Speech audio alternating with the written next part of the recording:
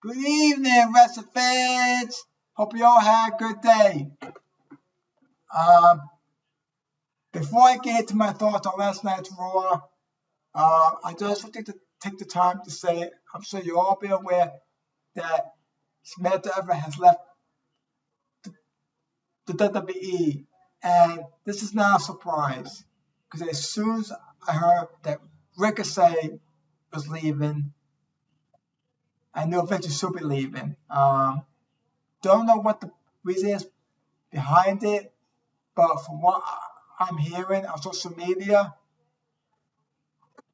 it looks like she wants to leave to pursue other things, and that's okay. I wish her the best of luck. Hope everything works out well for her. I'm sure her and Ricochet are planning their wedding because they're engaged. But all I can say about Samantha Irvin, I can't praise her enough. The amount of work and effort she put into as a ring announcer in WWE. She's very talented. She did a great job being a ring announcer on Raw as well as SmackDown. So I'm gonna miss her. But like I said, I wish her the best of luck. Hopes everything works out for her.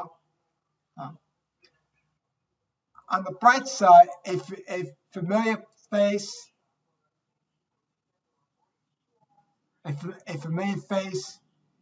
made a return last night, and it was none other than Lillian Garcia. Now, Lillian Garcia is a very good announcer, very good ring announcer. I mean, I've watched her since the days of the Attitude Era, and this is her third run in WWE as a ring announcer because she left 2 other times. So this is her third run. And from what I understand is she signed the deal with WWE to be a full-time ring announcer. For how long she'll be a ring announcer in WWE, that's another question. But I'm glad she's back. She made a couple of mistakes during Raw last night, but that's to be expected. She hasn't done any ring announcing in quite some time. But she'll be okay. She's a little rusty, but I'm glad she's back. Now on to last night's Raw. Last night's Raw wasn't great, but it wasn't terrible either. It was okay. I've been noticing ever since Raw was reduced back to 2 hours, it's been a bit flat. Now I don't know if it's because they're rushing all these matches to trying to get all their talent on air within in 2 hours, because it's hard now. You lose that third hour of airtime, it does make a difference. So I know it's been flat since Raw went back to 2 hours. But it wasn't terrible, but it wasn't great either. So it's kind of like I said, it was okay. I like what went on between Bronson Reed and Seth Rollins.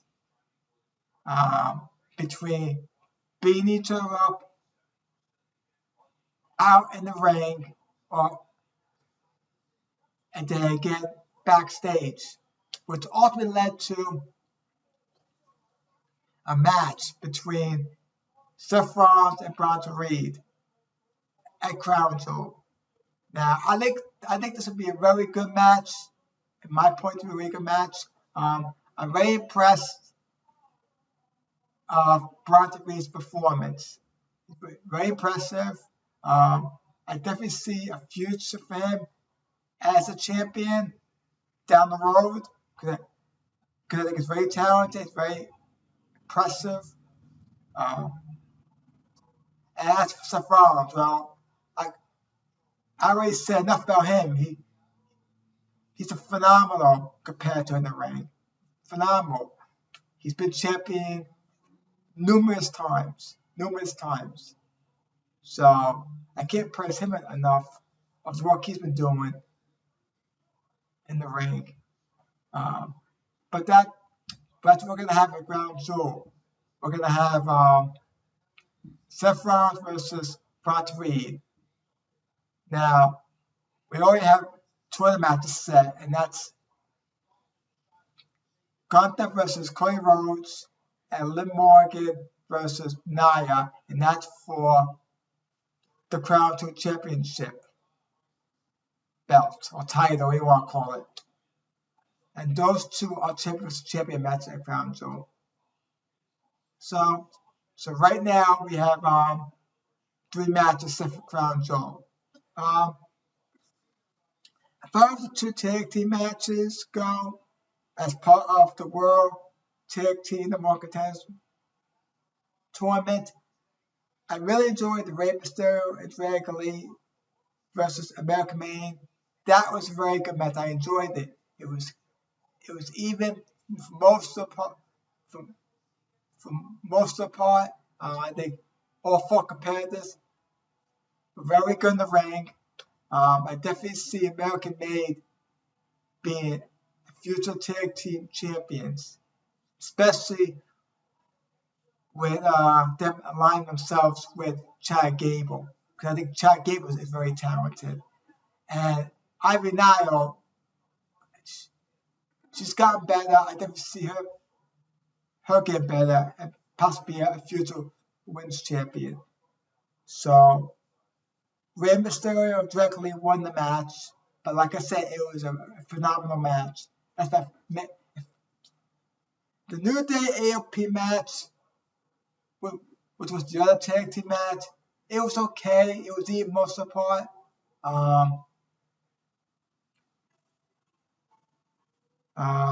New Day won the match thanks to the help of R-Truth, and then of that you saw the Miz, AOP beating the crap out of R-Truth, and then you see the White Six make a return and start beating up on the Final Testament and AOP. So it looks like we're gonna have a future between those 2 factions, which is kind of good. It's something brand new, it's something fresh, and stuff. So I wasn't impressed in the women's tag team match, which was Scott Pirates versus Raquel Rodriguez and Liv Morgan. And Scott Pirates, which is Kyrie Say and Io Sky. That's Sky Pirates. But I wasn't impressed with this match. There's too much interference. It did grab me. So I wasn't impressed with that match. And then we got the main event. Now this, I really enjoyed this match. I think it was basically even for the most part of the match. I think both Jey Uso and Bron Breakker put out one hell of a performance in the ring. Of course, you had Solo Sikoa and Jacob Fatu sitting there at ringside, front row. So you knew right there that they're going to get involved. Plus, you had Tama Tonga and Tamaloa get involved. So that's what happened. The Bloodline interfered with the match, and that ultimately led to Bron Breakker win the match and regaining the Intercontinental Championship belt.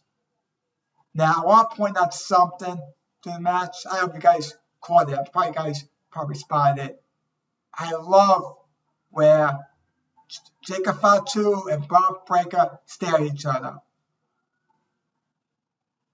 And that tells me that there's going to be a match down the line or down the road between Jacob Fatu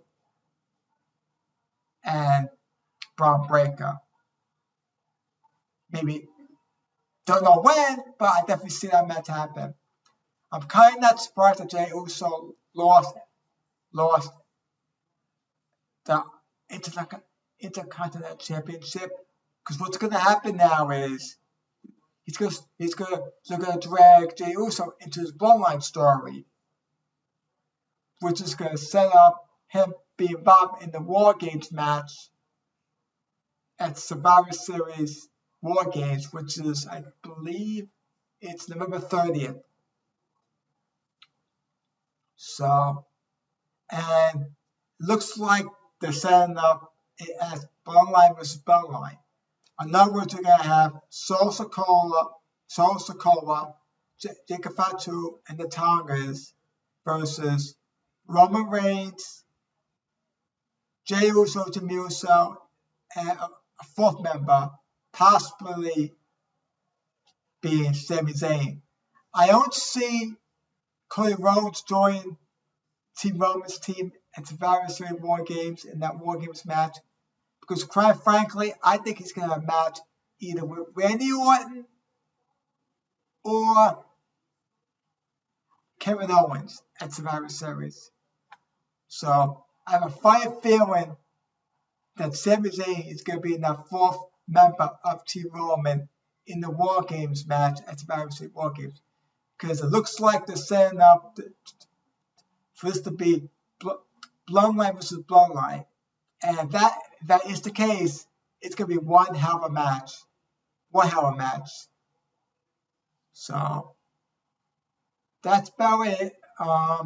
Like I said, Raw wasn't great, but it wasn't terrible either. It was kind of okay. Maybe it's because it's back to 2 hours and they're trying to cram all this talent within 2 hours. I don't know, but hopefully Raw will go back 3 hours once it moves to Netflix.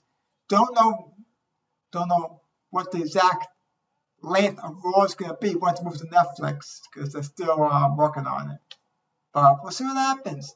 I hope you all enjoyed last night's Raw. You know, I enjoyed it. Like I say, it could be much better, but it is what it is. Now tonight is NXT on CW Network. It's the final NXT before this Sunday's Halloween Havoc POE, and it's taking place in Hurst, Pennsylvania. So I'm sure tonight's NXT episode on the CW Network will be exciting. I probably won't watch tonight because I'm watching the Rangers and Canadians, but I'll check in on it from time to time in between the intermissions of the hockey game. That's about it. I hope you all have a great Tuesday evening, and I'll talk to you all soon.